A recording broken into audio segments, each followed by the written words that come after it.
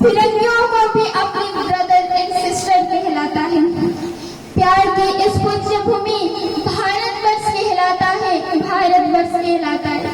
सम्माननीय सभापति महोदय, सभा में उपस्थित सभी शिक्षक और शिक्षिका वृंद और मेरे छोटे बड़े भाई और बहनों, आज स्वतंत्रता दिवस में मैं अर्पिता साहू आप सबके सामने मेरे कुछ विचार साझा करना चाहूंगी।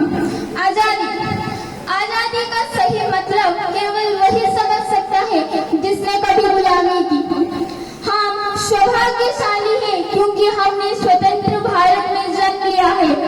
यूं तो आजादी की लौ 1957 में जल चुकी थी, जो मसाल बनकर 1947 को हमारे देश को आजाद कर लाई।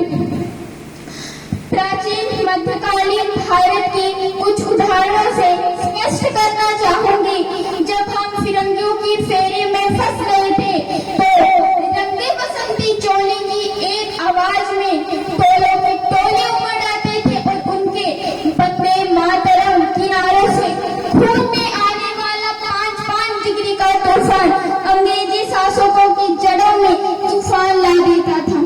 तब लोग मर जाते थे, मिट जाते थे, फांसी चढ़ जाते थे, तो वो भी अपनी देशभक्ति को साबित कर रहे होते थे। बालिग हालात पैदा हो जाने पर भी एक माँ अपने बेटे को सड़क पर दुश्मनों की धज्जियां उड़ाने के लिए भेज देती थी और उसे पत्र लिखा करके भेजा करती थी। अम्मा ने लिखा है बड़ी चाव से, पुत्र मेरे ना घबराना, 1 इंच भी पीछे हटना, चाहे इंच कट जाना, चाहे इंच कट जाना।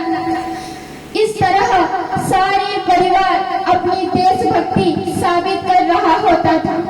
तब देश बलिदान मांगता था, तब देश मर जाने को, मिट जाने को, फांसी चढ़ जाने को कहता था।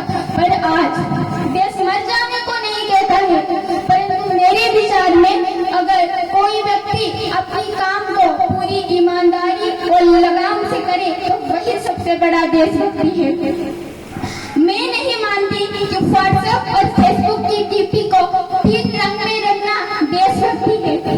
अगर आप कहेंगे कि साल में 2 बार हाथ में तिरंगा ले लेने को देशभक्ति कहते हैं, तो मैं आपको पूछना चाहूंगी, फुटपाथ में रहने वाला वो बच्चा जब नंगे पांव में ट्रैफिक की छांव में तिरंगा बेच रहा होता है, तो क्या आप उसे देशभक्ति कहेंगे? नहीं, वो उसकी देशभक्ति नहीं है, वो उसके पेट की भूख की शक्ति है जो उसे ऐसा करने पर मजबूर करता है।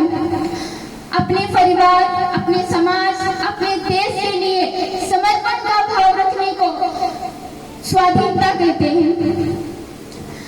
अटल बिहारी वाजपेयी जी ने कहा था, भारत कोई भूमि का टुकड़ा नहीं है, ये जीता जागता राष्ट्र पुरुष है। अटल जी ने कहा था,